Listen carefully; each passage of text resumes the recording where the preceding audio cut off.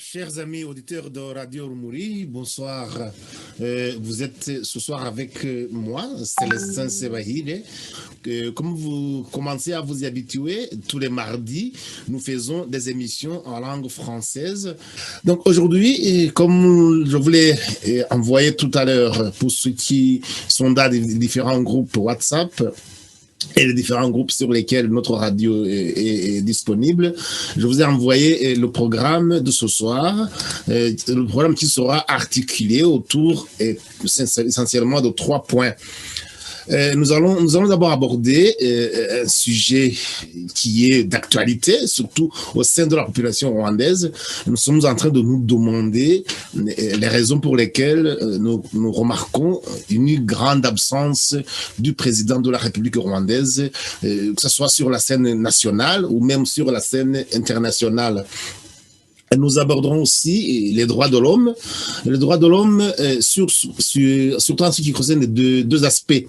Nous prendrons comme exemple celui de Paul Rusesabagina, qui récemment a affirmé qu'il a été kidnappé, qu'il a été amené au Rwanda contre sa volonté. Et pour le moment, nous savons qu'il est poursuivi par les tribunaux rwandais. Pour le moment, son affaire est toujours au niveau de l'instruction, mais il est poursuivi pour plusieurs crimes. Mais lui, il a récemment proclamé, il a vraiment affirmé qu'il a été kidnappé. Nous allons aussi aborder le sujet des droits de l'homme, mais en les regardant sous l'angle des différents jugements qui sont en train d'être rendus par la Cour africaine des droits de l'homme et des peuples, qui, dans tous les jugements qui ont été rendus jusqu'à présent, ont été en défaveur de l'État rwandais. Donc l'État rwandais, d'abord, les a tous perdus. Donc, ceux qui avaient porté plainte contre l'État rwandais ont eu gain de cause et on va se demander pourquoi. Et en dernier lieu, nous allons essayer de voir ensemble la situation en République démocratique du Congo, où pour le moment, la scène politique congolaise est en train d'être un tout petit peu, j'allais dire, chamboulée, mais on voit qu'il y a du mouvement au niveau de la politique congolaise. Or, nous savons que ce pays, ce géant africain, ce géant ce pays qui est vraiment un grand géant de l'Afrique centrale, est un pays incontournable de par sa situation stratégique et surtout de par ses richesses inouïes. Nous allons essayer d'aborder tous ces sujets en détail dans un moment. Permettez-moi d'abord, parce que évidemment, je ne vais pas aborder ces sujets tout seul. Je suis, comme vous le voyez, avec l'habitué de la radio, monsieur l'ambassadeur Jean-Marie Vianney Ndagijimana, qui connaît très bien tous les dossiers dont nous allons parler ce soir. Mais permettez-moi d'abord de le saluer. Bonsoir, monsieur l'ambassadeur. Bonsoir, cher frère Célestin. Merci beaucoup de m'avoir invité une fois encore et surtout bonjour et bonsoir à tous les auditeurs de notre radio Rumuri. Auditeurs, j'ajoute toujours téléspectateurs parce que Radio Rumuri est devenue pratiquement une télévision, même si les moyens n'y sont pas encore, mais on s'oriente vers là. Là, je sais, beaucoup de Rwandais le demandent et peut-être grâce à Dieu pourrons-nous transformer notre radio en radio-télévision, une vraie télévision. Je vous remercie. Et que Dieu vous entende, parce que justement, nous sommes gardés d'appeler notre radio-télévision parce que nous n'avons pas encore les moyens techniques adéquats, appropriés à ce titre de radio-télévision.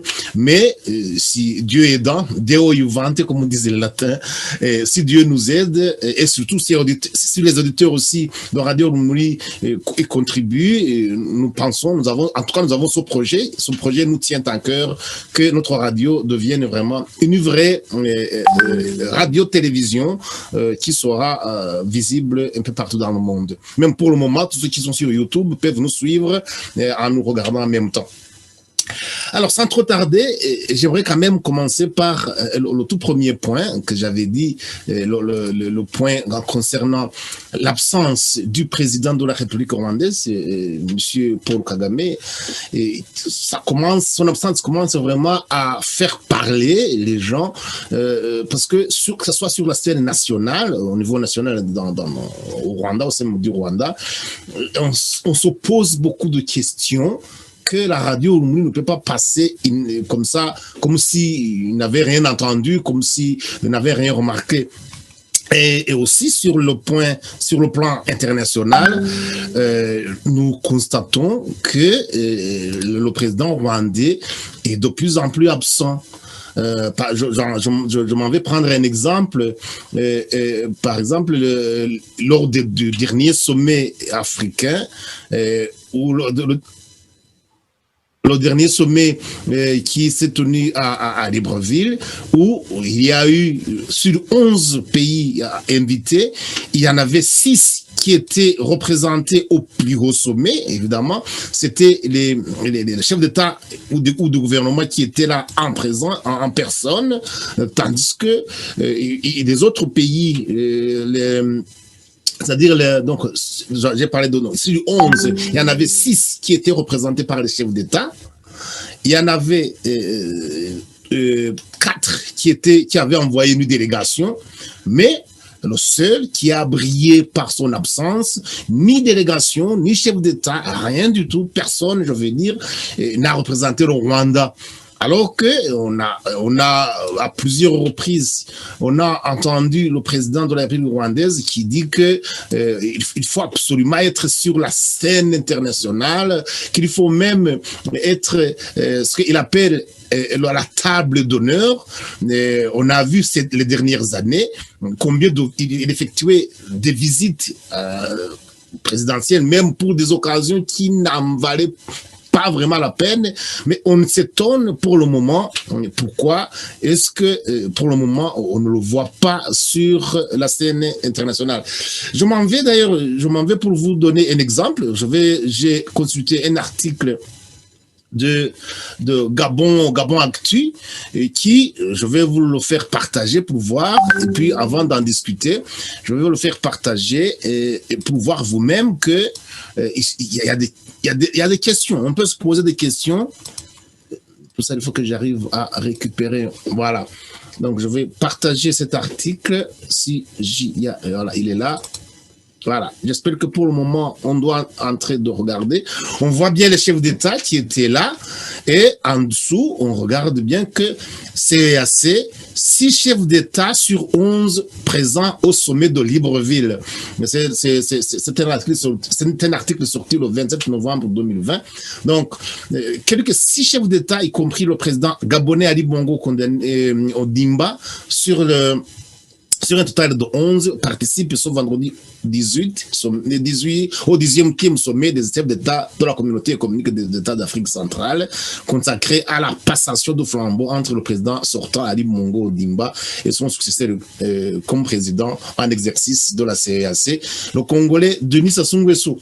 Donc, les chefs d'État qui étaient là, qui ont effectué le déplacement de la capitale gabonaise sont Joao Lorenzo d'Angola, Évariste Ndayishimiye du Burundi, Faustin Archange Touadéra de Centrafrique, Denis Sassou Nguesso du Congo-Brazzaville, Idriss Déby Itno du Tchad, sans oublier le président hôte, évidemment, Ali Bongo Ondimba.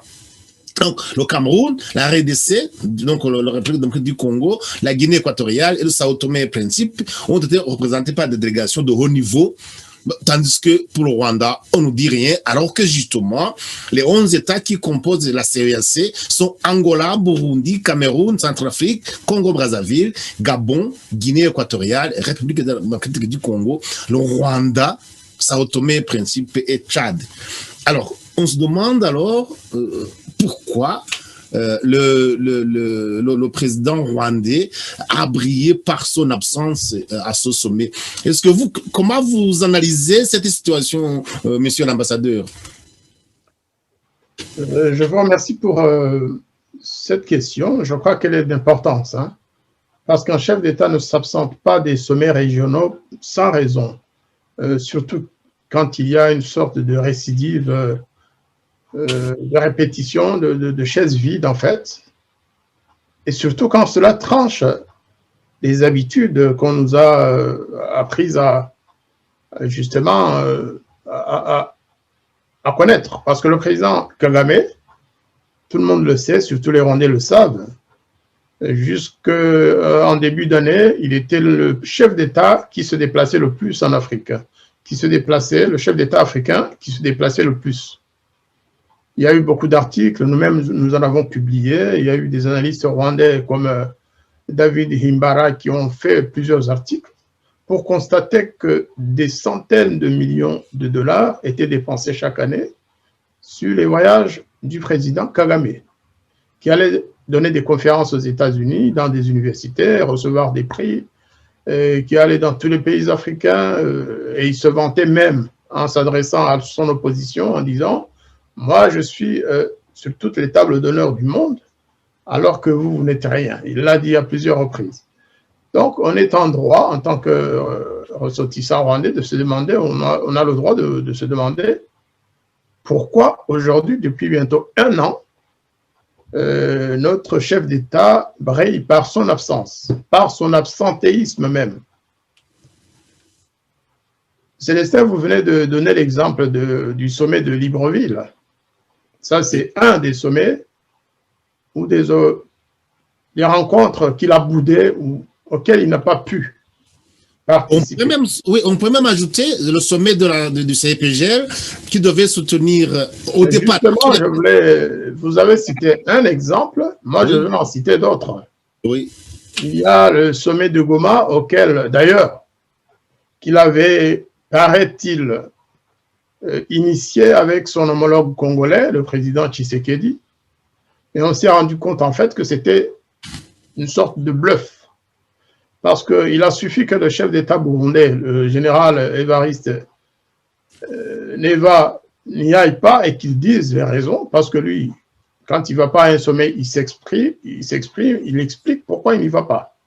Eh bien, le président Kagame a choisi aussi cette occasion pour dire oui, comme il n'est pas là, comme les autres ne sont pas là, je n'irai pas. Mais en fait, c'était écrit qu'il n'irait pas. Mais il y en a eu d'autres.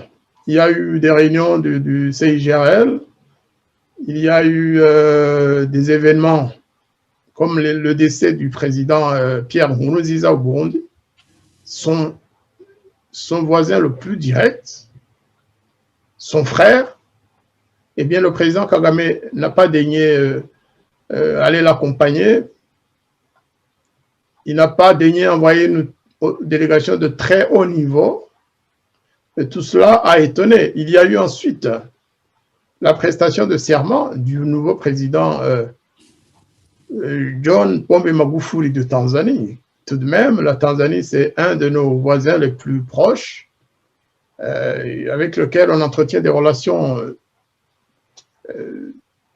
exemplaires depuis des dizaines et des dizaines d'années. La Tanzanie qui a joué un grand rôle dans notre processus de paix depuis toujours. La Tanzanie qui a abrité le tribunal pénal international pour le Rwanda. Donc, un pays qui a joué un grand rôle dans l'histoire du Rwanda actuelle. Mais le président Kagame a été un des rares à ne pas aller assister à ces cérémonies de prestation de serment. C'est quand même étrange.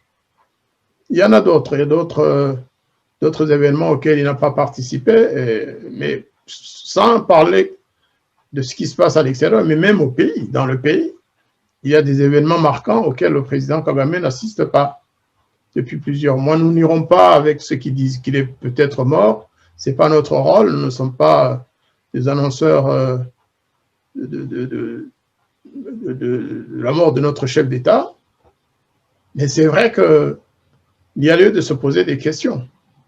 Soit il boude ses homologues et il ne veut pas participer à la marche du monde comme il le faisait avant, soit il a d'autres soucis, ce qui peut être compréhensible. S'il a des soucis de santé, ça se saurait, et les Rwandais le sauraient de toute façon. Vous voyez le président gabonais, le président gabonais est malade, il a même failli mourir, il a été opéré, il est rentré dans son pays avec beaucoup de handicaps. Il n'a jamais caché sa maladie aux Gabonais, ni au monde. Et c'est lui qui a quand même dirigé le sommet de Libreville. Donc, à mon avis, il doit avoir autre chose. Mais cet absentéisme a des conséquences sur la diplomatie du Rwanda. Et les conséquences qui entraînent d'autres conséquences peuvent aggraver la situation et provoquer l'isolement de notre pays. Il est déjà isolé dans la région.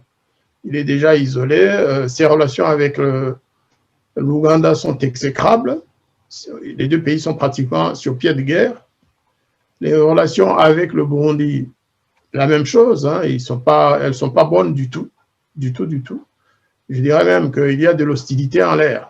Même s'il y a eu des rencontres à la frontière entre les services de sécurité, même s'il y a eu des déclarations de bonne foi et presque d'amour entre certains responsables rwandais et burundais, mais aussitôt après, l'atmosphère revenait à l'hostilité. Avec la Tanzanie, je viens de dire que le président Kagame n'a pas assisté à l'appréciation de serment du président Magufuli. Ce n'est pas un geste, je dirais, d'amitié réciproque. C'est plutôt une sorte de pied de nez au président Magufuli qui vient d'être réélu démocratiquement. Avec tous les autres pays de la région, je dirais que c'est la même chose. Avec le Congo, vous le savez, on n'en parle pas suffisamment aujourd'hui, mais le Congo pâtit beaucoup de l'hostilité du Rwanda. L'hostilité du Rwanda qui se manifeste par les interventions répétées de l'armée du FPR dans le Nord Kivu, la présence de filtrations permanentes. Les Congolais parlent même d'une déstabilisation, disons, programmée pour découper ce pays en zone d'influence rwandaise, ou alors pour l'occuper carrément, l'occupation rwandaise. Je dirais que c'est tout ça peut-être qui font que le président rwandais n'est pas à l'aise avec ses homologues, ou alors dans le pays même, au Rwanda, il rencontre des difficultés de gouverner. Peut-être y a-t-il des forces qui l'empêchent de gouverner comme il le faisait avant. Peut-être rencontre-t-il des difficultés personnelles, de santé ou autres. Ça, nous ne le saurons pas. Ce qui nous préoccupe aujourd'hui, c'est quand même cette politique de la chaise vide, systématique dans toutes les rencontres africaines. Et cela est d'autant plus regrettable que, après tout, le président Kagame était, il n'y a pas longtemps encore, il était président en exercice de l'Union africaine. Ça, il faut le souligner. Normalement, un chef d'État sortant de l'Union africaine accompagne son successeur. Il l'accompagne, il participe à des réunions jusqu'à la fin du mandat de son successeur. Le prédécesseur accompagne le nouveau. Et cela n'a pas été vu, cela n'a pas été fait. Le président Kagame, au contraire, après son mandat à l'Union africaine, il s'est coupé de l'Union africaine. Si bien même que certains disent que les autorités de l'Union africaine elles-mêmes se posent des questions. Est-ce que c'est parce qu'il a été déçu des différentes initiatives qu'il avait lancées et qui n'ont pas connu de lendemain? Parce qu'on nous parlait de réforme de l'Union africaine, on nous parlait de ceci et de cela, mais en définitive, il n'y a pas eu de réforme issue de Kagame, de son passage à l'Union africaine. Au contraire.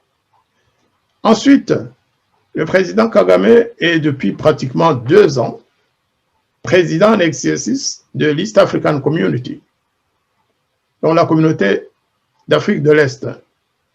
Or, depuis qu'il est là, il n'a pas voulu organiser de réunion des chefs d'État, il n'a pas voulu organiser de sommet des chefs d'État, alors que c'est sa première obligation. Les décisions se prennent souvent à ce niveau-là. Donc, s'il a boudé déjà l'organisation qu'il préside, s'il ne veut pas convoquer les réunions au sommet de ses collègues, de ses homologues, au sein de l'Union, plutôt de l'East African Community, tout simplement, le constat est là, c'est que il a des mauvaises relations, il est en conflit avec tous les pays membres de cette communauté. En Afrique australe, c'est la même chose, avec la SADC. Le président Kagame ne peut pas se vanter d'avoir des amis dans la zone, dans la région sud. Et donc, un autre homme l'a vu. Nous pensons que la diplomatie rwandaise est sur une pente très, très glissante. La diplomatie rwandaise est en train de subir les conséquences de son agressivité passée, les conséquences de son inconséquence, les conséquences de ses mensonges, les conséquences de sa brutalité à l'intérieur du pays. Je pense qu'ici, plutôt que d'en faire une question séparée, nous pourrions parler justement de tous les procès, de toutes les affaires qui ont été portées par des Rwandais devant oui, la Cour. Mais avant d'arriver quand même à ce point, au deuxième point que j'avais annoncé, on va en parler, ne vous en faites pas. J'aimerais quand même, là vous avez parlé, vous avez brossé vraiment un tableau qui n'est pas si reluisant que ça, de l'aspect international.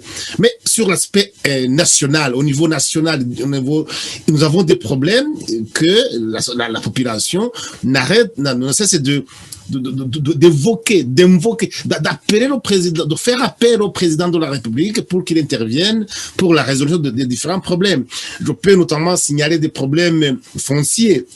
Les gens pour qui on a démoli leurs maisons, des gens, on peut parler des disparitions mystérieuses dont on parlait récemment à la radio. Il y a tellement de problèmes très préoccupants, des problèmes qui concernent la population au sein même du Rwanda, alors qu'on était habitué justement à le voir aller régler des problèmes de voisinage entre les paysans. Mais ici, il y a des vrais problèmes sur lesquels on ne le voit pas. Vous pensez... suivant votre analyse, vous pensez que c'est pour quelle raison qu'on ne le voit plus, comme on le voyait avant, où il intervenait partout, même dans des moindres problèmes, des problèmes de voisinage, des problèmes de frontières entre les parcelles, il intervenait là, mais ici, il y a des vrais problèmes pour lesquels il n'intervient pas. Vous pensez, pourquoi est-ce qu'il n'intervient pas pour le moment? Vous avez une idée? Écoutez, j'ai pas eu une idée de pourquoi il n'intervient pas, mais ça doit être les mêmes raisons. Ça doit être les mêmes niveaux de son absence sur la scène internationale. Puisque vous parlez de son intervention pour régler les problèmes, ça, je pense, c'est le gros mensonge, justement, du régime rwandais, qui fait croire que le président de la République, c'est le père de la nation, qui s'occupe de ses enfants, qui règle les moindres problèmes de la population, que chaque fois qu'il y a un problème à Nyamasheke, il fait un saut là-bas et la question est réglée. Moi, je pense que ça fait partie d'une stratégie, justement, pour endormir la population, pour faire croire à la population que tout le monde peut faire des bêtises et qu'en dernier ressort, c'est le président qui corrige tout. Je me demande même, et ça a été avéré à plusieurs reprises, si le gouvernement ne fait pas exprès de provoquer des problèmes pour permettre au chef d'État d'aller ensuite faire semblant de les régler. Parce que lorsqu'on va détruire les maisons des habitants d'un quartier de Kigali, sans raison aucune, sans indemnisation, on ne va pas me dire que tout ça a été fait à l'insu du gouvernement. La ville de Kigali ne peut pas, elle peut prendre des initiatives. Telle commune peut prendre des initiatives, mais pas pour déloger des populations, les laisser dans la rue. Non, je ne pense pas. En revanche, cela se fait souvent. Ensuite, la presse gouvernementale va voir ces paysans pour leur dire, au fait, qu'est-ce que vous avez comme problème? Est-ce que vous avez demandé au président de la République de vous aider? Et les gens de dire, Oui, précisément, nous demandons l'intervention du président de la République. Voilà. Et 2 jours après, on le voit venir, ou alors il fait une petite déclaration en disant « Tout doit s'arrêter, il ne faut pas fatiguer les paysans, il ne faut pas fatiguer les Rwandais avec ça ». Tout ça a fait passer l'idée que Paul Kagame est le père de la nation, que c'est lui qui règle toutes les questions, y compris au niveau judiciaire. On va en parler tout à l'heure. Y compris au niveau judiciaire. C'est ce qui a affaibli d'ailleurs la justice rwandaise.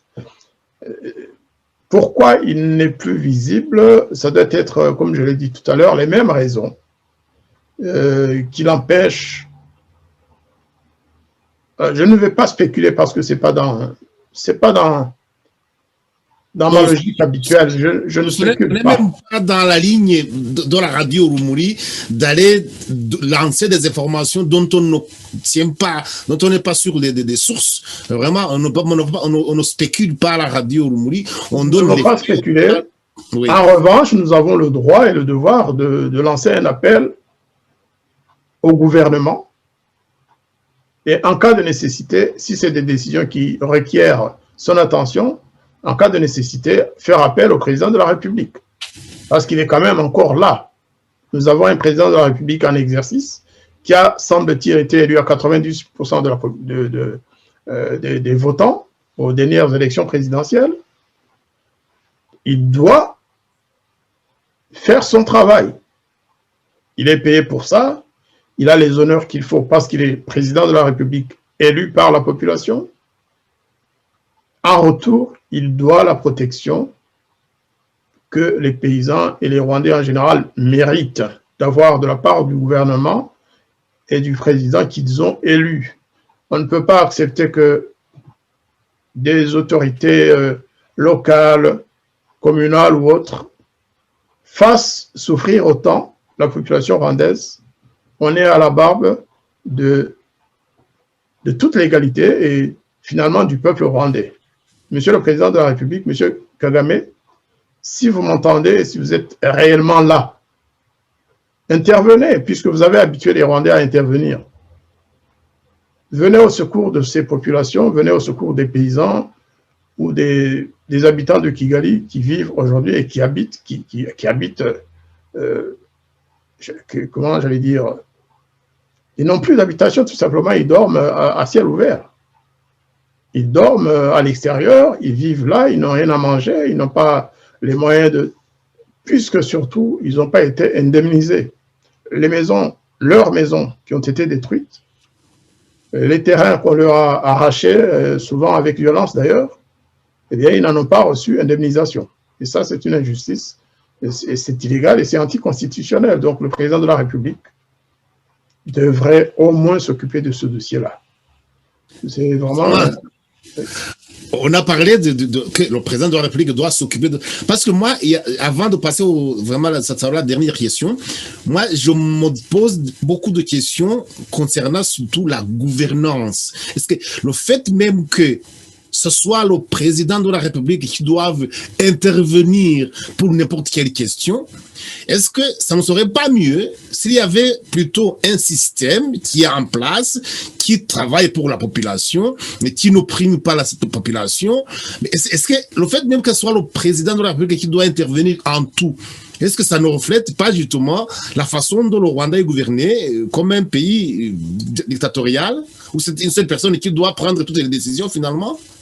Que ce soit judiciaire, que ce soit politique, que ce soit pour c'est le président de la République qui doit intervenir.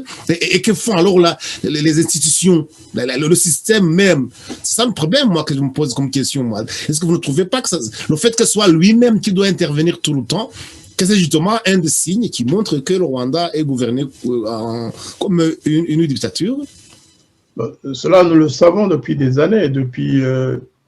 presque 25 ans que le FPR est au pouvoir, enfin 26 ans en réalité, nous savons comment fonctionne ce pays. Donc ce n'est pas en l'absence flagrante du président, absence physique je veux dire, que les choses vont changer. Ou bien on nous dit que le président n'est plus là et nous le savons, nous nous adressons à quelqu'un d'autre, ou bien il est là et comme il nous a habitués précisément à être le dernier recours, nous ne pouvons nous adresser qu'à lui.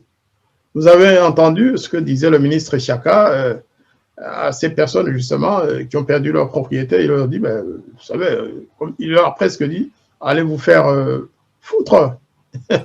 C'était bizarre qu'un ministre s'adresse ainsi à la population qui attendait tout, qui attendait des réponses.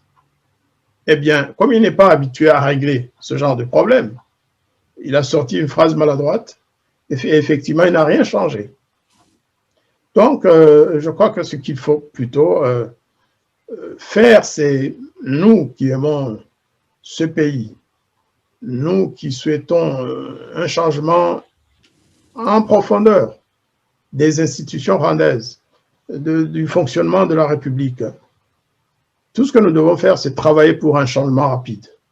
Sinon, ça continuera comme ça.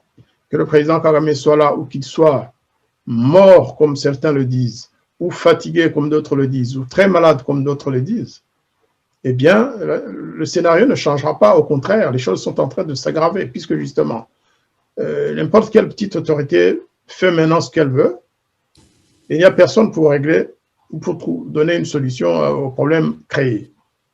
Donc, je préférerais à la limite que le président soit là. Le président, avec toute son autorité, il nous avait habitués à régler, entre guillemets, les problèmes. Au moins que cela soit connu. Mais s'il n'est pas là, qu'on le sache, qu'on nous le dise ouvertement et les Rwandais sauront trouver une solution à leurs problèmes. Voilà, je vous remercie. On va essayer d'en arrêter là avec ce premier point. J'aimerais quand même commencer alors le deuxième point, à savoir toute une liste des procès que le gouvernement rwandais, que le Rwanda est en train de perdre. Pratiquement tous les procès qui ont été intentés au niveau de la Cour africaine des droits de l'homme et des peuples, tous les procès ont été perdus par le gouvernement rwandais. Et je ne vais pas les citer toutes, mais je peux vous donner au moins deux exemples. Donc, je peux parler par exemple du procès de Madame Victoire Ingabire. Je vais vous partager le résumé du procès qui a été perdu par le gouvernement rwandais. Donc, ça veut dire que, par exemple, je vous montre ici, je vous partage le résumé de la décision. Il dit, à l'unanimité, donc la Cour rejette la demande d'appurement de casier judiciaire de la requérante. Il s'agissait de Madame Victoire Ingabire. Il est ordonné à l'État défendeur de rembourser à la requérante la somme de 10 230 000 francs rwandais pour tout préjudice matériel subi. Pardon. Ordonne à l'État défendeur de payer à la requérante la somme de 55 millions de francs rwandais à titre d'indemnisation de préjudice moral qu'elle, son conjoint et ses 3 enfants ont subi. Ordonne à l'État défendeur de payer tous les montants indiqués au point 1 et 2 du présent dispositif dans un délai de 6 mois à partir de la date de notification du présent arrêt, faute de quoi il aura à payer également un intérêt moratoire calculé sur base de taux applicables fixés par la Banque centrale rwandaise durant toute la période de retard jusqu'au paiement intégral. Donc, ordonne à l'État défendeur de lui soumettre dans un délai de 6 mois à compter de la notification du présent arrêt un rapport sur l'état d'exécution de l'ensemble des décisions prises par le tribunal. Vous voyez, ça c'était le tout premier, c'est pas le premier, c'est l'un des procès que le Rwanda a perdu. Je peux même vous donner un deuxième exemple, j'espère que vous le voyez. Ça c'est le résumé du procès entre l'État rwandais et monsieur Léon Mugesera. Donc, en revanche, la Cour a conclu que l'État défendeur a violé l'article 5 de la charte pour avoir soumis le requérant à un traitement cruel, inhumain et dégradant. Ça, c'est M. Léon Mugesera qui a été condamné à perpétuité pour crime de génocide. Là, mais ici, lui, il avait tenté un procès contre l'État rwandais en disant que il avait subi un traitement inhumain et inhumain et dégradant. Il a en outre constaté que l'État défendeur a violé le droit du requérant à la vie prévue à l'article 4 de la charte, ainsi que son droit à la famille est prévu à l'article 18 à la charte, de la charte en ce qui concerne le contact avec les membres de sa famille. Donc, en conséquence de cette violation, la Cour a condamné l'État rwandais à payer au requérant les sommes de 10 millions de francs rwandais au requérant à titre honoraire de ses avocats devant les juridictions internes, 10 millions de francs rwandais au requérant à titre de procédure morale, et 5 millions de francs rwandais à chacun des membres de la famille du requérant, à savoir son épouse et ses enfants. Alors, dans tout ça, c'est la même chose que l'État rwandais doit payer toutes ces sommes en 6 mois et tout le reste. Je vous épargne de tous les détails, mais vous voyez, ça c'est deux des procès qu'il a perdu. Mais je peux aussi signaler le plus récent encore, dont on parle le plus récemment, celui du grand mania, donc du grand riche rwandais, qui s'appelle Tibel Rujigiro, qui a aussi eu gain de cause dans ce tribunal, où le tribunal lui a attribué une somme de plus de 500 millions de dollars. Maintenant, on n'a pas de francs rwandais maintenant. Parce que, justement, l'État rwandais avait saisi tous ses biens et les a vendus aux enchères de façon illégale. Alors, donc, si je répète que tous les procès qui ont été intentés contre le Rwanda ont été perdus au niveau de la Cour africaine des droits de l'homme et des droits de l'homme et des hommes et des droits de l'homme et des libertés humaines, justement. Lorsque vous voyez toute cette cascade de procès perdus, monsieur l'ambassadeur, je sais que, en plus d'être un grand diplomate, que vous êtes quand même juriste de formation aussi. Il ne faut pas l'oublier. Là, nous parlons à quelqu'un qui sait, qui comprend. Comment vous analysez cette situation? Comment vous voyez cette situation où le Rwanda perd tous ses procès au niveau international? Je voudrais d'abord commencer par donner un éclaircissement quand même à nos auditeurs. Les 3 affaires n'ont pas la même nature. Et les décisions de ces cours n'ont pas porté sur les mêmes demandes, les mêmes requêtes. Ou si elles ont porté sur les mêmes requêtes, la réponse n'a pas été la même. Pour Mme Ingabire, effectivement, il s'agit de la Cour africaine des droits de l'homme, qui s'est prononcé aussi bien sur le fond que sur la procédure. Et sur les deux, la Cour a considéré que le gouvernement rwandais avait d'abord poursuivi pour des faits non établis, que la procédure n'avait pas été suivie et que la condamnation de Victoire Ingabire ne se justifiait pas. Donc en fait, si ça avait été une cour de cassation, plutôt une cour supérieure à celle du Rwanda, en interne, Victoire Ingabire aurait dû, je veux dire, tout ce qu'on lui reprochait aurait dû être effacé tout simplement. Et elle aurait dû recevoir des indemnisations assez conséquentes. Naturellement, la Cour, les décisions de la Cour, l'arrêt de la Cour des droits de l'homme n'a pas été suivi des faits. Kigali a annoncé que ça ne le concernait pas. Souvenez-vous d'ailleurs, aussitôt après, il s'est retiré, il a menacé de faire ceci, cela, et ce qui montre une fois encore le mépris qu'il affiche, que notre pays malheureusement affiche à l'égard des instances pourtant auxquelles il a adhéré tout à fait souverainement. Le Rwanda est membre de la Cour africaine des droits de l'homme depuis sa création. Depuis sa création. Et le Rwanda en a beaucoup bénéficié et profité. Quant à l'affaire Mugesera, il s'agissait effectivement d'une requête sur l'ensemble de son procès, mais la réponse de cette Cour, la réponse positive, si on peut dire, que Mugesera a reçue, ne porte que sur les mauvais traitements. Ce n'est pas sur le fond de l'affaire. La Cour n'a pas dit que Mugesera avait été poursuivi pour des faits non établis ou pour des faits anticonstitutionnels ou illégaux. Non, ils ont dit, on ne se mêle pas du procès Mugesera, mais on considère que pendant qu'il est en prison, il a subi des mauvais traitements. Et c'est en fonction de ça que, justement, les décisions prises que vous venez d'annoncer ont été prises par la Cour. En ce qui concerne Rujugiro, ce n'est pas la même Cour. L'affaire de Rujugiro n'est pas pénale, c'est une affaire, je dirais, civile, économique, et c'était porté devant la Cour de la communauté d'Afrique de l'Est. Ce n'est pas la Cour africaine des droits de l'homme. Et c'est cette Cour qui a décidé que Rujugiro devait recevoir la contrepartie de ses biens vendus illégalement par le gouvernement rwandais.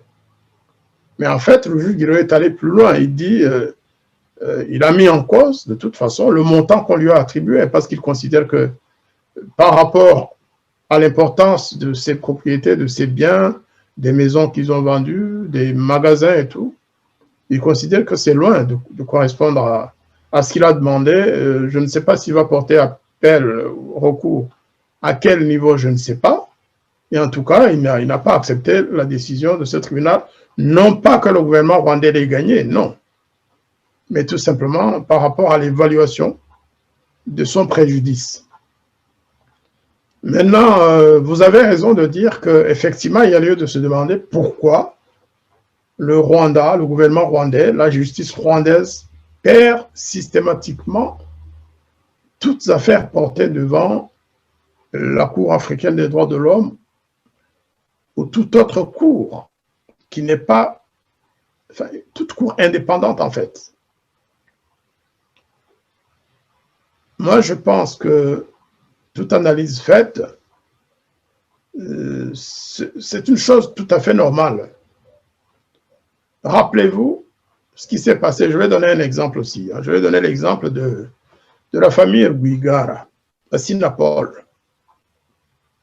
C'est le président Paul Kagame qui a jugé Madame Rwigara, sa fille et leurs enfants.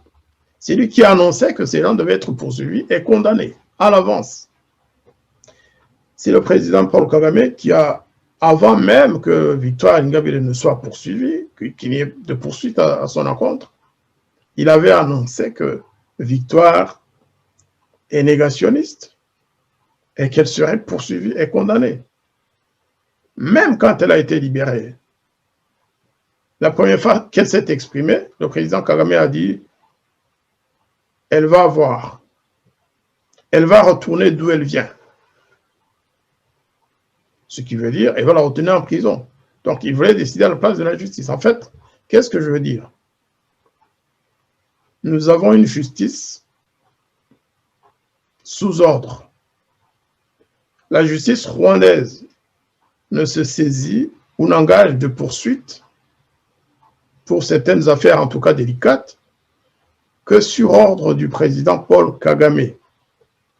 Donc, c'est Paul Kagame qui initie les poursuites. Ce n'est pas le parquet rwandais. Le parquet travaille sur ordre.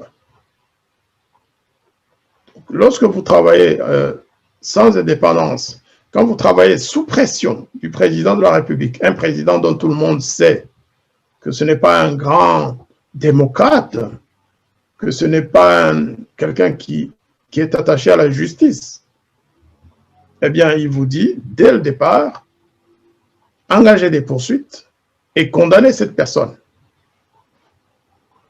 Et en ce moment-là, les procédures ne sont pas prises en compte. C'est-à-dire que la justice rwandaise travaille sous les ordres du président de la République, du gouvernement, et finalement s'occupe très peu de tout ce qui peut entacher la procédure ou de tout ce qui peut jouer en faveur des personnes poursuivies. Regardez le cas des militaires, le général Rusagara, le colonel Byabagamba et les autres. La procédure a été violée de bout en bout. Plus près de nous, puisqu'on va en parler tout à l'heure, Paul Rusesabagina, qu'est-ce qui s'est passé? Bon, le président Paul Kagame a parlé une seule fois de ce cas pour annoncer en fait que Paul était condamnable et qu'il était condamné à l'avance. en lui trouvant même des excuses en disant ouais, il s'est trompé d'adresse. En fait, un chef d'État, c'est pas son rôle d'aller commenter le fonctionnement de la justice. Donc, en l'occurrence, je le répète, la justice rwandaise n'est pas indépendante, n'est pas neutre, n'est pas... Elle est mise en place, bien sûr, en évoquant la Constitution, toutes les lois du pays, mais en réalité, elle fonctionne comme si elle était dans la jungle. Les lois du pays ne sont pas appliquées, la Constitution est violée de bout en bout. C'est ce qui explique que quand les affaires vont devant d'autres juridictions, internationales d'ailleurs, souvent, indépendantes, en conséquence, eh bien, les procès du Rwanda sont revus, ne font pas le poids devant l'expérience de juges neutres qui ne sont pas, eux, sous la botte du président Kagame. C'est ça qui explique en fait que le Rwanda a perdu et continuera de perdre tous les procès. C'est-à-dire que moi, par exemple, je me dis parfois que nous sommes un peu complaisants, nous les Rwandais. Si nous allions souvent devant ces juridictions, régionales ou africaines, eh bien, le monde saurait, même s'il le sait déjà, mais la répétitivité de tous ces procès perdus par le gouvernement rwandais, où on met l'accent, où on pointe du doigt les mauvaises procédures appliquées dans la justice rwandaise, pousserait peut-être le Rwanda à revoir sa copie. Les personnes dont les maisons ont été balayées sans indemnisation, moi je me dis qu'avec l'aide de juristes, encore faut-il qu'ils osent, encore faut-il que les avocats osent défendre ces gens-là, parce qu'il semble que les parcelles reprises par la commune de Kigali ou par les autres communes de la capitale, il semble que ces parcelles-là ont été cédées à un proche de Kagame pour y développer de grands projets, pour y construire des maisons en étage, alors qu'on disait à ces paysans-là qu'ils avaient choisi des terrains inondables. On se demande comment, tout d'un coup, ces terrains ne sont plus inondables lorsqu'il faut qu'un ami de Paul Kagame y construise une maison à 5 étages.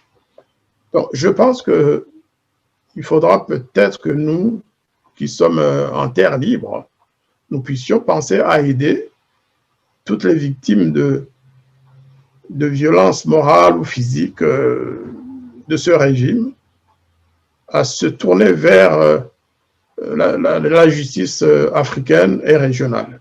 Peut-être pourrait-on, parce que même si le Rwanda ne paye pas toutes ces amendes, un jour, le gouvernement rwandais, malheureusement, sera obligé de payer. Puisqu'il y a des jugements, il y a des arrêts qui sont définitifs, puisque le Rwanda ne veut plus participer au fonctionnement du tribunal, notamment de la Cour africaine des droits de l'homme, à la Cour de l'IAC, East African Community. Moi, je pense qu'il faudrait au moins, pour les gens qui osent vraiment, au moins s'adresser à ces deux cours-là. Je pense que ça pourrait servir de leçon et ça pourrait faire que la communauté internationale, surtout les pays africains qui participent, qui sont membres de ces organisations avec le Rwanda, finiront par comprendre à quel régime ils ont affaire. Je crois que c'est, à mon niveau, c'est cette analyse que je peux faire. Maintenant, si vous avez une piste... Peut-être poser une petite question, parce que nous savons que lorsque ces procès que le Rwanda perdait ont commencé à, allez, j'allais utiliser le terme pleuvoir, et ont commencé vraiment à être assez nombreux, le Rwanda a décidé de se retirer, surtout en ce qui concerne le fait que un individu, comme vous disiez tout à l'heure, puisse aller porter plainte lui-même contre le Rwanda. Donc le Rwanda, il s'est retiré de ces tribunaux. Est-ce que ce serait pour cette raison justement qu'il constatait qu'il perdait à chaque instant et il veut maintenant se retirer pour qu'il ne soit plus concerné par ces tribunaux? Oui, mais ça, c'est des méthodes de voyous. Je suis désolé, un État ne fait pas ça. Quand vous avez signé, quand vous avez adhéré à une convention internationale ou régionale, que vous avez souscrit, que vous avez adhéré à tous les actes et à toutes les institutions de cette organisation, la moindre des choses, c'est d'accepter quand même aussi les décisions de ces institutions.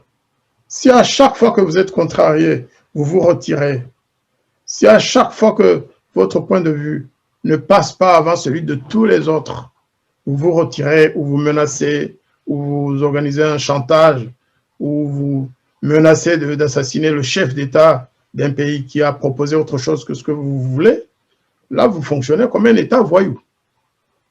Et ça commence à se savoir, croyez-moi. Je pense que l'aura qui entourait le président Kagame, l'aura bling-bling, hein, qui entourait le président Kagame il y a quelques années, quelques mois, eh bien, on ne va plus en parler d'ici peu. Parce qu'il a vraiment montré son vrai visage. Et je pense que, pour finir, hein, pour revenir à son absentéisme, hein, on pourrait aussi supposer qu'il ait reçu des mises en garde sérieuses de ses propres maîtres. Parce que Kagame a des maîtres très puissants. Le gouvernement américain, le gouvernement britannique, certaines organisations business, nous pensons que ça peut être aussi une piste. Est-ce qu'il n'a pas reçu des mises en garde, notamment par rapport à ses voyages, par rapport au traitement qu'il inflige aux Rwandais et aux prisonniers notamment, les arrestations arbitraires, les condamnations à tout va. Nous pensons que le président Kagame n'est plus celui que nous croyons, il n'est plus le chef d'État tout-puissant. Maintenant, reste à le remplacer. C'est peut-être ça auquel nous, Rwandais de l'extérieur, avec les démocrates nombreux, de plus en plus nombreux au Rwanda, des gens très courageux qui osent affronter ce régime. Chapeau à ces gens-là, chapeau aux journalistes qui font des reportages en mettant leur vie en danger, et aux paysans, paysannes qui osent recourir à la presse pour dire leur malheur. Tout ce que nous pouvons faire de l'extérieur, c'est afficher, montrer assez de solidarité progressivement avec nos compatriotes qui sont dans le pays, et peut-être que le changement sera bientôt, viendra bientôt. Peut-être que le changement n'est plus très très loin. À nous de faire notre devoir. Je vous remercie. Vous parliez tout à l'heure de l'aura du président de la République qui commence à se ternir. Je peux même inviter aux éditeurs de radio, les éditeurs de Radio Rwanda que la semaine prochaine, en tout cas dans les jours à venir, nous allons consacrer un numéro spécial sur cette image que le Rwanda a véhiculée, cette image que le FPR a arrêté le génocide, donc toute cette histoire qui a été construite, qui a été savamment bien orchestrée et bien menée par la communication internationale. Nous allons essayer vraiment de montrer le vrai visage du FPR, le vrai visage des autorités rwandaises pour le moment, en ce qui concerne notamment les tueries, les massacres dont il est accusé. Et nous allons essayer vraiment preuve à l'appui avec les recherches. Tout à l'heure, vous parliez des journalistes qui, au prix de leur vie, au risque de leur vie, osent quand même s'aventurer sur ce terrain très dangereux, de savoir la vérité sur ce qui s'est passé chez nous. Ça, nous allons vraiment y consacrer un numéro spécial d'une de nos émissions à venir. Mais pour le moment, passons à un autre point, parce que nous avions tout à l'heure dit que nous allons essayer de parler justement des droits de l'homme, mais en nous basant notamment sur le fait que récemment, M. Paul Rusesabagina a déclaré qu'il a été kidnappé. Nous avons vu comment il a été amené au Rwanda. Et même tout à l'heure, vous avez touché un mot que le président de la République a dit que dans une conférence de presse avec les médias rwandais, que Paul Rusesabagina est venu de lui-même, qu'on l'aurait induit en erreur, qu'il se serait trompé d'avion, qu'au lieu de se trouver dans une destination qu'il croyait, qu'il s'est retrouvé à Kigali. Et tout ça, le président lui-même l'a dit. Il a dit que c'est eux qui ont contribué à l'induire en erreur. Mais Paul Rusesabagina lui-même a déclaré qu'il a été kidnappé. Je vais d'ailleurs vous partager un article que j'ai lu tout à l'heure. C'est un article de RFI, quand même, qui est un journal qui est très connu, qui est respecté au niveau mondial. Donc RFI qui dit que, donc vous voyez l'image de M. Paul Rusesabagina qui est habillé en tenue de prisonnier au Rwanda. Donc vous lisez vous-même avec moi que Rusesabagina, opposant rwandais dont l'histoire a inspiré le film Hôtel Rwanda, assure avoir été kidnappé par les autorités rwandaises. C'est en tout cas ce qu'il a déclaré ce vendredi 27 novembre lors d'une audience à Kigali qui devait examiner sa demande de libération sous caution. Une première depuis son arrestation dans des circonstances floues fin août pour des accusations de terrorisme. Donc, il dit que j'ai été kidnappé. Ils ont pris tous mes papiers, ils m'ont lié les jambes et les poignets et m'ont bandé les yeux, a déclaré Paul Rusesabagina devant la cour. Donc, vous voyez, ça c'est vraiment les termes mêmes qu'il a utilisés. Et nous allons essayer de voir justement cette procédure qui est pour le moins inhabituelle, d'aller rechercher quelqu'un. Voici une personne qui est de nationalité belge, donc qui est vraiment de nationalité belge, mais faisons remarquer que ce monsieur Paul Rusesabagina avait eu des poursuites ici, enfin pas de poursuites, il avait amené une enquête, on avait mené toute une enquête ici à son domicile ici en Belgique, pour voir si les accusations portées par Kigali étaient fondées. Et ils ont amené les gens qui sont venus de Kigali, qui sont venus ici, et ils ont fait toutes les investigations qu'ils ont pu, mais toutes ces investigations n'ont rien donné. Et je pense que c'est pour cela qu'ils ont décidé maintenant de le kidnapper pour aller, c'est le mot qu'ils ont utilisé, pour aller le juger au Rwanda. Tout à l'heure, justement, nous parlions de la façon dont la justice rwandaise fonctionne. Je pense que ça, c'est vraiment un des exemples qui montre comment les autorités rwandaises parlent. Je peux aussi signaler, pour ceux qui ne comprennent pas le Kinyarwanda, non, il a dit en anglais, je pense, que le président lui-même avait dit qu'ils allaient mettre tout le prix nécessaire pour pouvoir faire taire tous les opposants au régime du FPR. Alors, monsieur l'ambassadeur, j'ai la chance que vous soyez aussi juriste en même temps. Quand vous voyez, si ça s'avère que monsieur Rusesabagina a été kidnappé, est-ce que vous pensez est-ce qu'il va avoir une justice équitable dans son pays? Écoutez, avant de parler de la justice, j'aimerais quand même qu'on revienne une fois encore sur les circonstances de son kidnapping, parce que Paul n'a pas été arrêté. Il a été kidnappé. Il s'agit d'un acte terroriste, parce que le kidnapping est un acte terroriste en droit international. Qu'est-ce qui s'est passé? Le 27 août, c'est-à-dire il y a de cela 3 mois. 3 mois, oui.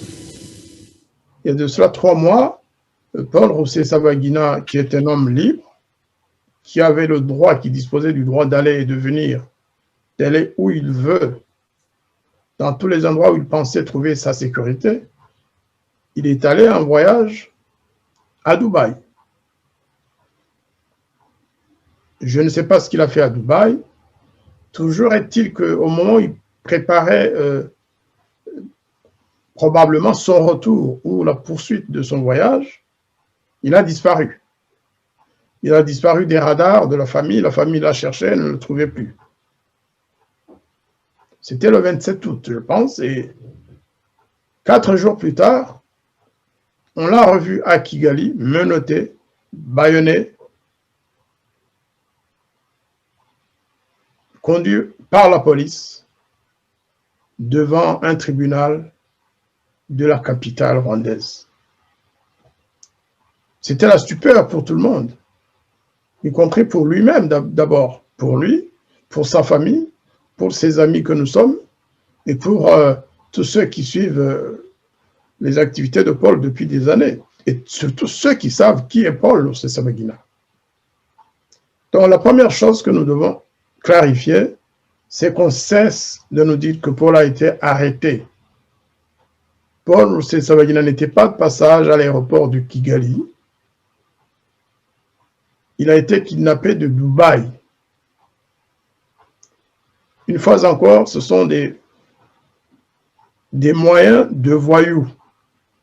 L'État rwandais s'est comporté comme un État voyou, à la manière de tous les grands mouvements terroristes qui ont existé et qui existent à travers le monde.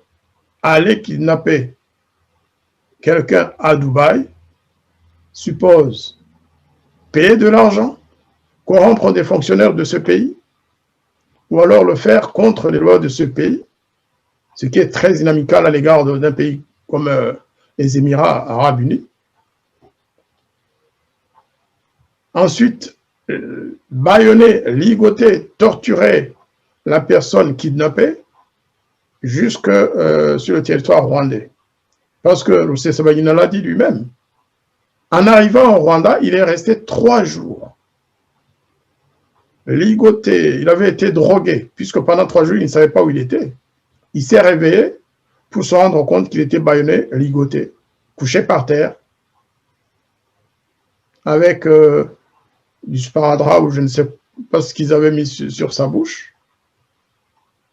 C'est un traitement que seul le gouvernement rwandais peut se permettre. C'est vraiment des manières de voyous, un État voyou, l'État rwandais. C'est du terrorisme. Ensuite, qu'est-ce qui s'est passé?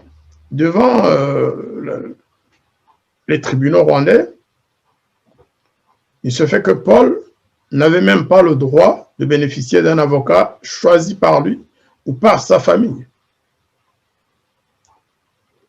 Décidément, il y a eu un enchaînement. Il y a eu un enchaînement pour faire dire à Paul des choses qu'on voulait retenir contre lui, alors qu'il était encore sous l'emprise d'une drogue qui l'endormait ou qui, en tout cas, qui lui faisait dire des choses qui n'étaient pas tout à fait celles qu'il aurait pu dire. Paul, nous le connaissons. Paul Rusesabagina n'allait pas accepter un avocat qu'il n'avait pas choisi, qu'il ne connaissait même pas.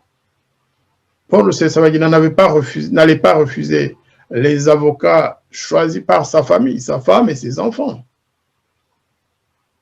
Paul Rusesabagina, quand il a eu une interview avec The New York Times, je crois, il a dit qu'il était bien traité, qu'il mangeait bien, alors qu'en réalité, on lui refusait même jusqu'à ses médicaments. Paul, qui a des maladies chroniques, moi, personnellement, il m'avait fait confiance, même quand il a eu son cancer, je peux le dire, puisque ses enfants l'ont dit aussi. Paul m'avait mis au courant, il m'avait dit, écoute, je te dirai si ça se passe bien. Après, il m'appelait régulièrement pour me dire l'état d'amélioration ou de rémission après les soins qu'il avait subis. Et il a beaucoup souffert. Il souffrait beaucoup. Donc, après, les médecins lui ont donné des médicaments qu'il prenait de manière régulière, qui sont des médicaments auxquels il est astreint. Il doit les prendre tous les jours. Et justement, lorsqu'il est arrivé à Kigali, le gouvernement rwandais lui a supprimé toute possibilité d'accéder à ces médicaments, puisqu'il n'en avait même pas. Après, lorsque les médicaments lui ont été envoyés, on lui a interdit de prendre ces médicaments. S'il n'avait pas eu l'appel au secours d'une de ses filles et de sa famille, d'ailleurs tous ses enfants ont donné une conférence de presse pour décrier cette torture. Oui, ces enfants ils sont même venus ici à la radio Rumuri pour faire Tout à fait. une émission spéciale pour préciser vraiment, oui, vous allez dire la maltraitance, le Alors que non. traitement inhumain que subissait leur papa, notamment justement le refus des médicaments, qu'on lui donne ces médicaments comme il lui avait envoyé, le refus de consulter son médecin traitant. Voilà. Ils ont vraiment énuméré tout un traitement inhumain. Le refus de rencontrer son avocat belge. Exactement, c'est ce que j'allais dire. Même Et, alors que la famille avait pu obtenir l'accord de plusieurs avocats pour défendre Paul, eh bien, le gouvernement rwandais, puisque je ne parle pas de la justice, a refusé que ces avocats arrivent à temps et commencent à faire leur travail. Et ce qui est pire, c'est qu'il y avait un faux avocat choisi, un avocat qui n'est pas faux, mais faussement choisi par Paul, qui a fini par effectivement céder la place à un autre, mais c'est un avocat qui lui faisait dire tout ce que le gouvernement voulait qu'il dise. Donc tout ça, c'est des moyens, c'est des façons de faire qui ne sont pas acceptables du tout. Et nous profitons de cette occasion vraiment pour les condamner, pour condamner le gouvernement rwandais, surtout pour condamner les paroles prononcées par le président de la République, qui a confirmé l'enlèvement, le kidnapping de Paul, parce qu'il a dit que oui, il s'est trompé d'adresse. Nous lui avons tendu un piège dans lequel il est tombé. Comprenez ce que vous voulez, mais ça veut dire nous l'avons kidnappé. Et donc aujourd'hui, Paul est vraiment fatigué. On le voit sur les photos, ce n'est plus le Rusesabagina que nous connaissons. Paul n'a pas eu tous les droits auxquels il pouvait prétendre depuis qu'il est en prison. Donc, une fois encore, nous nous solidarisons, nous apportons tout notre soutien à sa famille, à ses avocats auxquels nous demandons d'intervenir très rapidement pour le sortir de là, et à la fondation Paul Rusesabagina qui l'a beaucoup aidé. Je dirais même que nous sommes avec les amis de son parti politique, le PDR, nous sommes très solidaires et nous nous engageons à faire tout ce que toute la famille de Paul, tous ses amis souhaiteront faire. Nous nous sommes engagés à être partie prenante par tous les moyens. Par tous les moyens, comme nous sommes engagés aussi à défendre et à aider les personnes chassées de leurs habitations et qui ont été expropriées illégalement par le gouvernement rwandais. Tout à l'heure, vous avez parlé du procès de la veuve allez, dans un apport. Diane Rwigara et sa fille, ses filles d'ailleurs, nous avons vu qu'à un certain moment, là j'ose bien le dire, qu'avec la pression des États-Unis, carrément, ou de la communauté internationale, n'en déplaise à ce que dit Monsieur le Président de la République, qui disait qu'il n'y avait pas eu de prêche, pour citer ces mots, quand même avec la pression, ils ont fini par céder et ils ont, entre guillemets, acquitté Madame Adeline et ses filles. Mais est-ce que vous pensez que dans le cas d'espèce, maintenant dans ce cas qui nous concerne de M. Paul Rusesabagina, parce que j'ai vu qu'il y a quand même quelques pressions qui se précisent et qui s'organisent, est-ce que vous pensez que on peut quand même arriver à faire céder le pouvoir de Kigali pour que vraiment que le droit soit dit, si je peux ainsi, que pour et au moins la justice comme il faut, qu'on laisse travailler ses avocats, qu'il ait un procès équitable, tout simplement. Selon moi, ce procès ne devrait même pas se tenir au Rwanda, parce qu'il n'y a pas de raison qu'un procès comme celui-là, le procès de quelqu'un qui a été kidnappé, contre qui on a utilisé des moyens terroristes pour l'amener de force au Rwanda, sa place n'est pas devant les tribunaux rwandais. Il devrait revenir dans son pays d'adoption, la Belgique, parce qu'il est citoyen belge. Et à cet égard, je considère que la Belgique n'a pas fait assez. La Belgique ne fait pas assez. Le gouvernement belge devrait vraiment taper du poing sur la table pour exiger que son citoyen rentre dans le pays. Parce qu'il n'y a pas de raison, il n'y a pas de raison. Paul n'est pas un terroriste, Rusesabagina, je veux dire. Il n'est pas un militaire qui aurait attaqué le Rwanda. On oublie souvent que le FPR est arrivé au Rwanda par la force, à la suite d'une agression caractérisée du territoire de la République rwandaise. Et bon, supposons qu'il ait même eu un jour l'idée, mais il n'a pas fait. Paul n'a pas attaqué le Rwanda. On veut le mêler à l'affaire du FLN. C'est vrai qu'ils appartenaient ensemble au mouvement MRCD, mais ce n'est pas une raison de... Sinon, tous les membres du MRCD devraient y passer. Pourquoi ce serait Paul qui est visé actuellement? Il y a eu d'autres chefs de parti qui font partie de la coalition MRCD. On ne les a jamais accusés de terrorisme. Mais en tout état de cause, notre demande à nous, ce n'est pas que Paul soit jugé, parce qu'on sait qu'il ne sera jamais jugé correctement dans ce pays-là. Ce sera la même logique que pour les autres. Ce que nous craignons le plus, et il y a des signes qui indiquent qu'il y a probablement des raisons de s'inquiéter, c'est le fait qu'on lui refuse ces médicaments, c'est les mauvais traitements que Paul Rusesabagina subit. Comme si, en fait, l'État, comme si le gouvernement rwandais voulait le réduire à sa plus simple expression, et je dirais même comme si l'objectif de Kagame, c'était que Paul meure en prison. Vraiment, il y a des signes qui font craindre cette éventualité. La seule façon de rendre justice à Paul, ce serait pour la Belgique, son pays d'asile, et finalement la patrie auquel il a accepté d'adhérer, à la communauté internationale et surtout à tous les Rwandais, d'exiger que Paul rentre en Belgique et s'il y a procès, qu'il soit jugé en Belgique. Je pense que la seule pression dont il puisse avoir besoin, la seule pression que nous pourrions recommander, c'est d'exiger du Rwanda que Paul Rusesabagina rentre dans son pays. Ou alors qu'il aille aux États-Unis, parce qu'il a aussi une résidence permanente aux États-Unis. C'est pas rien d'avoir la green card. Donc nous demandons et nous exigeons que le gouvernement rwandais relâche Paul Rusesabagina. Dans l'entretemps, qu'il permette à ses avocats, parce qu'il a quand même toute une batterie d'avocats connus qui peuvent faire la différence, qu'il leur permette d'accéder en toute liberté à leurs clients pour faire valoir tous les arguments de droit dont Paul est capable en pareilles circonstances. Justement, une toute dernière question de curiosité, parce que moi je ne suis pas juriste de formation.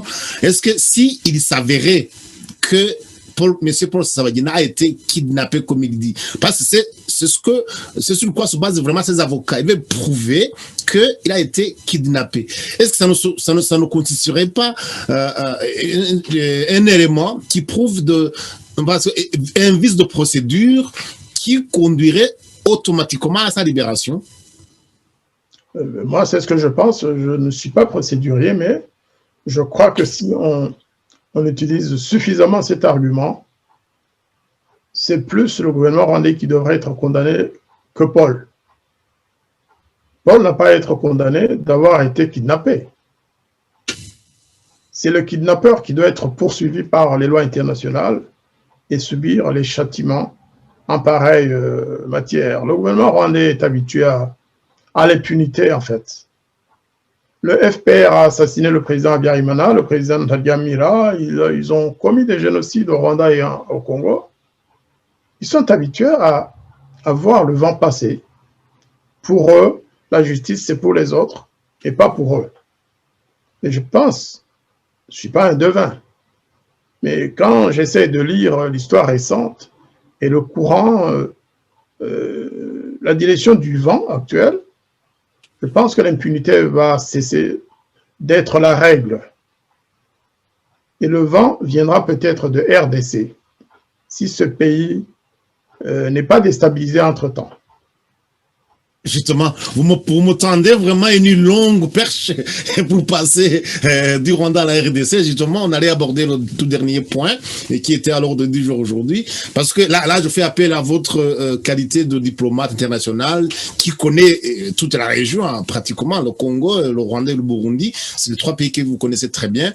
Est-ce que lorsque nous voyons ce qui est en train d'évoluer sur la scène politique en République démocratique du Congo, on a longtemps parlé de certaines puissances ou de certaines personnes qui voudraient la balkanisation du Congo.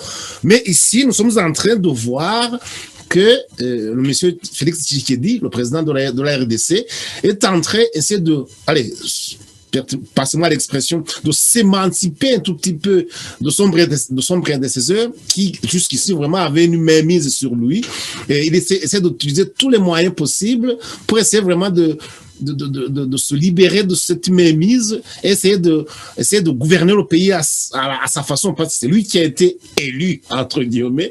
Mais on voit cette espèce de bras de fer entre les deux fronts, le FCC qu'on appelle des kabylistes, c'est-à-dire ceux qui sont pro-Kabila, et ceux qui veulent vraiment que le Congo puisse avancer, que puisse avancer sur la voie tracée par le président de la République. Est-ce que vous voyez ce genre de bras de fer entre ces deux courants en RDC? Est-ce que vous pensez que ça va favoriser un changement dans ce pays, ou quelle est votre lecture? Comment vous voyez la situation en RDC pour le moment, monsieur l'ambassadeur? Écoutez, j'analyse évidemment la situation en RDC d'abord avec des lunettes de Rwandais. Parce que je suis tout de même Rwandais d'abord, même si j'ai beaucoup d'attaches avec la RDC, mais je suis définitivement Rwandais.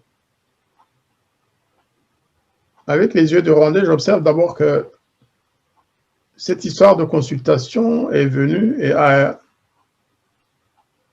a été lancée dans l'opinion comme ça, au moment où une autre affaire était à la une de tous les journaux congolais et même de la presse internationale, l'affaire Azarias Ruberwa avec l'affaire Minembwe, la présence des troupes rwandaises justement à Minembwe et dans toute la région du Kivu du Sud Kivu, la région d'Uvira, les attaques contre le Burundi à travers la frontière rwando-burundaise, la concentration de troupes rwandaises dans la région de Minembwe et le renforcement du colonel ou major, je ne sais plus, Makanika, qui était un membre, un officier du FPR, qui dirige aujourd'hui la rébellion Banyamulenge dans la zone justement de Minembwe.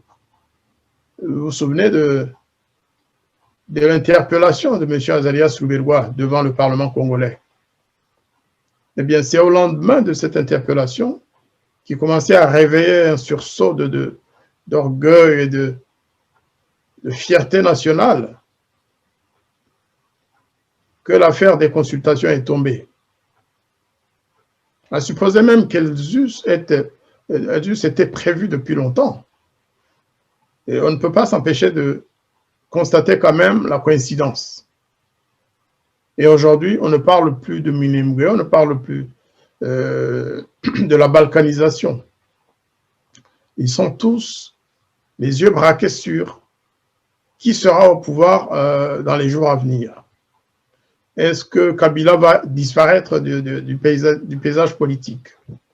Aujourd'hui, on parle même de l'assassinat probable et potentiel du président Félix Tshisekedi. Et tout le monde y va. Chacun y va de ses analyses. Les pro-Kabila, les pro-Tshisekedi, les pro je ne sais plus quelle tribu.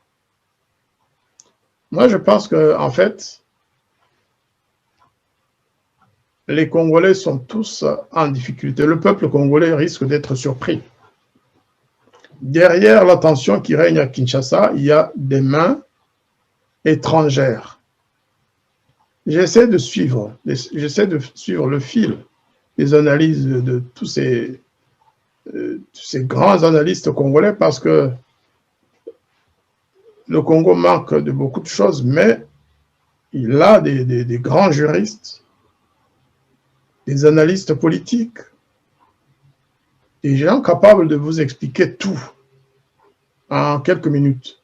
Oui, ça c'est vrai. C'est vraiment que le Congo a beaucoup d'intellectuels de haut niveau De qui très très haut comprennent niveau. De oui, très qui haut comprennent niveau. l'enjeu mondial de très haut Voilà. niveau. Ça c'est vrai. Qui comprennent Et et qui il y en a expliquent bien les beaucoup événements. et qui Mais le comprennent. problème, c'est comprendre les événements, c'est une chose. Mais réagir à temps pour arrêter la marche vers l'inconnu, c'est là qu'il y a problème. Or, aujourd'hui, l'initiateur de ces consultations, le président Félix Tshisekedi, se trouve devant, devant de vraies difficultés. Il avait promis de livrer le résultat des consultations, je pense il y a 2-3 jours déjà. Maintenant, il a dit que ça se serait fait avant le 3 décembre. Le 3 décembre, c'est demain. Est-ce qu'on connaîtra les décisions qui pourraient être issues de ces consultations? Quels sont les obstacles majeurs auxquels le président est confronté, d'après moi? Le premier obstacle, c'est de se retrouver face à une vérité qu'on a essayé de cacher aux Congolais. Est-ce que le président Tshisekedi a été élu?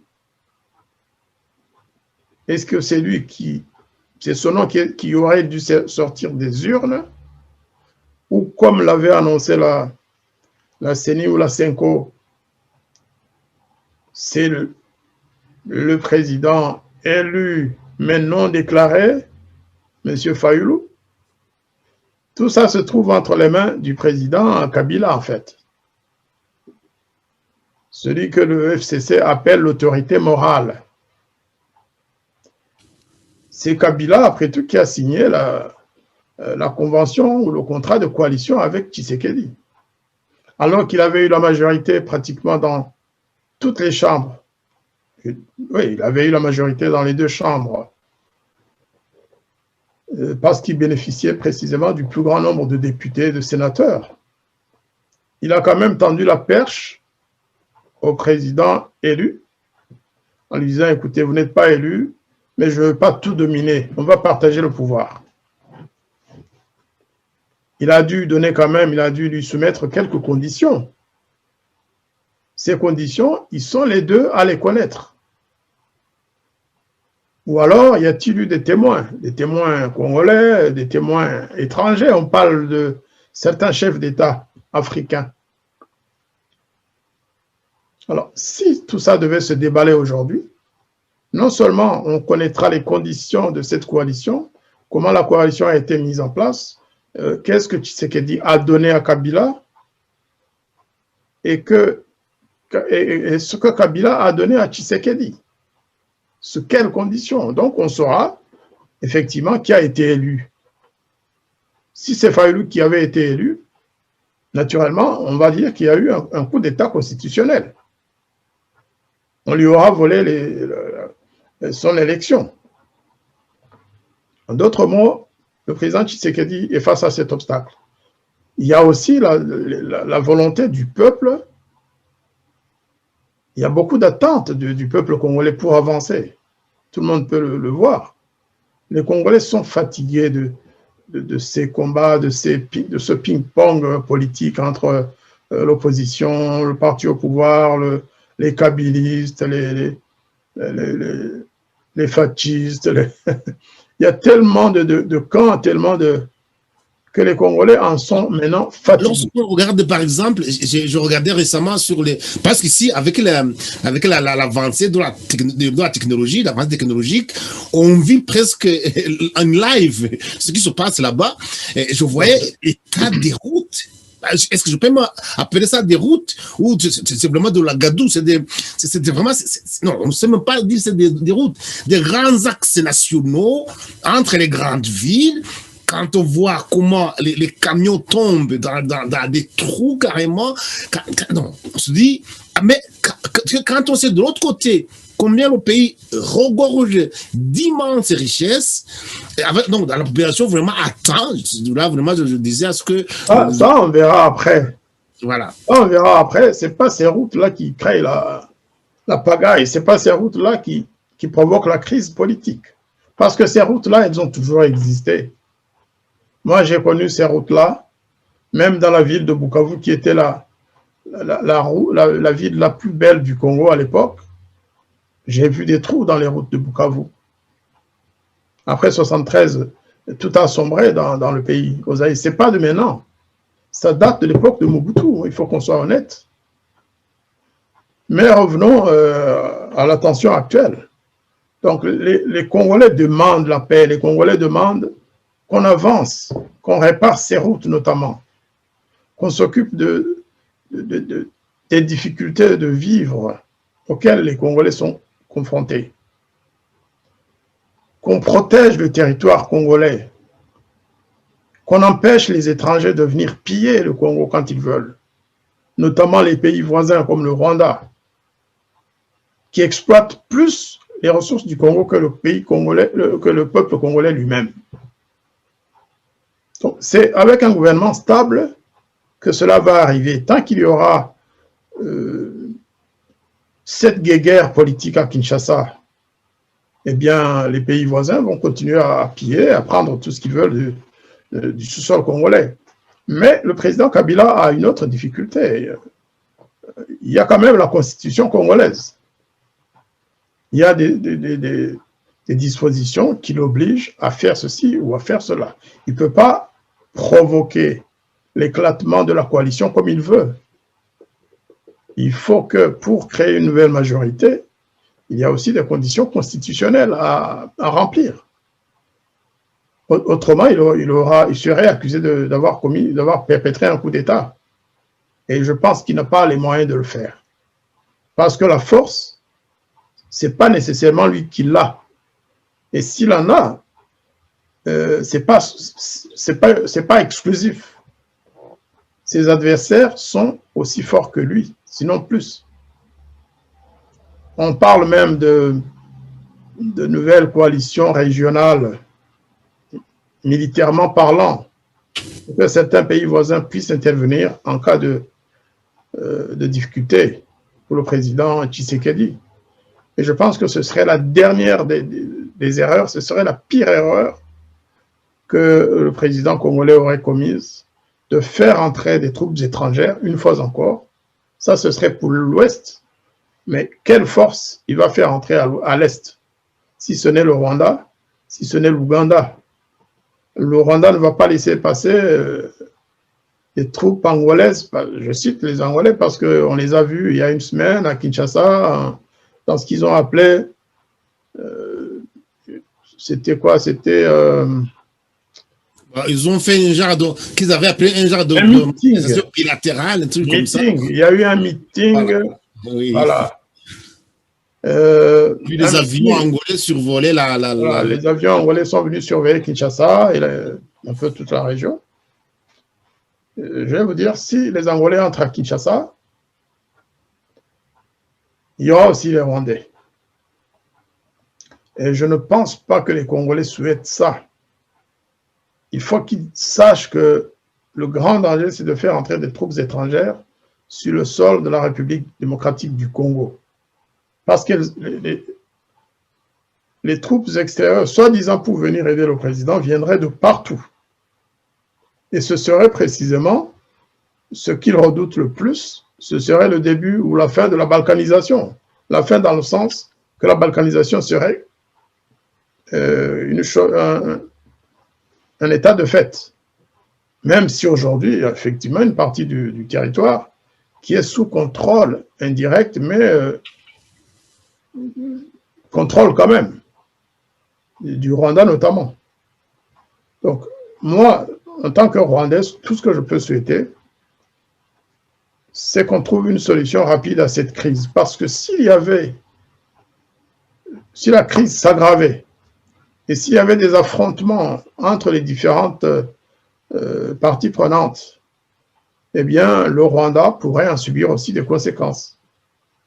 Le Rwanda serait tenté de se mêler de cette crise-là, et avec tout ce qu'on peut avoir comme effet boomerang. Parce que c'est facile de commencer une nouvelle guerre. C'est facile de vouloir encore monter sur Kinshasa.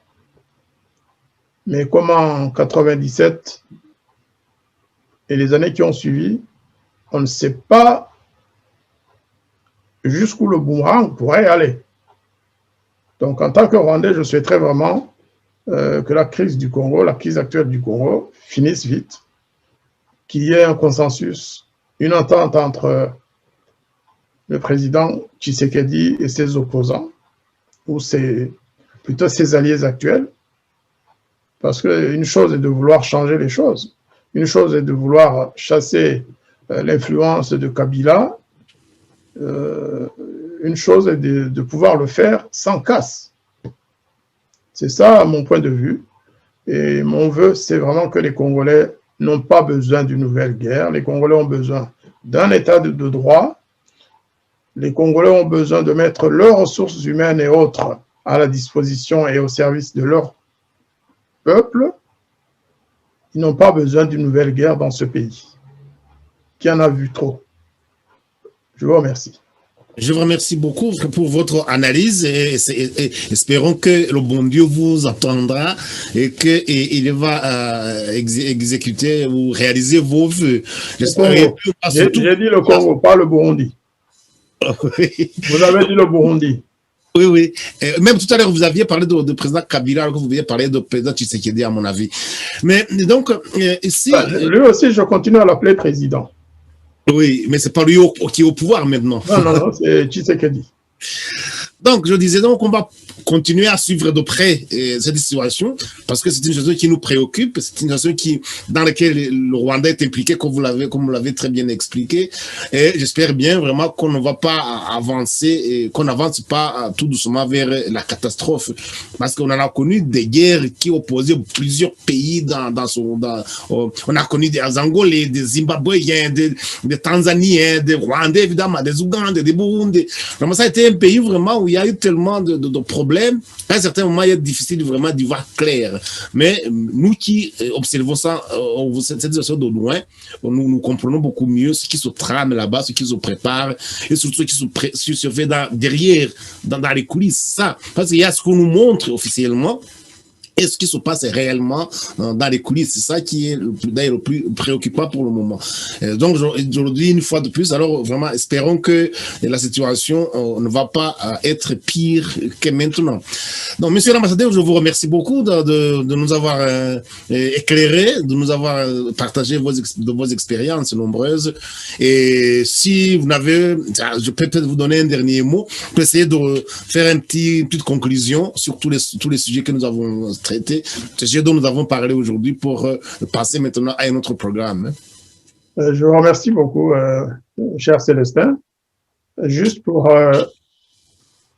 annoncer une nouvelle fois qu'on aura des émissions, la société civile rwandaise, avec des amis ou des gens avec lesquels on travaille, dans ce qu'on a appelé Rwanda Bridge Builders, du 5 au 10. On aura des entretiens, des émissions sur Radio Urumuri, en préparation de l'anniversaire, en fait, de la journée anniversaire des droits de l'homme. La journée internationale des droits de l'homme, c'est le 10 décembre. Et donc, pendant la semaine qui va précéder, les organisations de la société civile, qui sont surtout branchées sur la défense des droits de l'homme au Rwanda, vont donner des émissions. Je suppose que Radio Urumuri va les aider à... Oui, justement, j'allais préciser vraiment ce point, parce que tout ce qui touche aux droits de l'homme, c'est vraiment notre terrain d'action, si je peux dire ça ainsi. Donc, on va quand même en parler pour essayer de bien organiser toutes ces émissions, suivant le programme de la radio, évidemment, parce qu'il ne faut pas non plus qu'on dise que la Radio Urumuri est devenue un porte-parole de RBB ou quoi, mais quand même, sur ce point précis, la Radio Urumuri va bien mettre en place un programme qui respecte l'horaire normal de Radio Urumuri, quand même pour qu'on puisse parler vraiment, traiter de tous ces sujets qui touchent aux droits de l'homme. Ça, vraiment, vous avez fait de... En fait, ce sera des émissions orientées droits de l'homme. Oui. Au Rwanda, on ne va même pas mentionner d'ailleurs Rwanda Bridge Builders, sauf qu'il y a eu une sorte de partenariat entre les organisations de la société civile avec certaines autres organisations qui ne sont pas nécessairement dans le CCSR, pour organiser justement, pour préparer la journée internationale des droits de l'homme. Voilà. Je vous remercie beaucoup. Alors, on se donne rendez-vous la semaine prochaine. Alors, bonne soirée. À la semaine prochaine, à la semaine prochaine. Voilà, merci bien.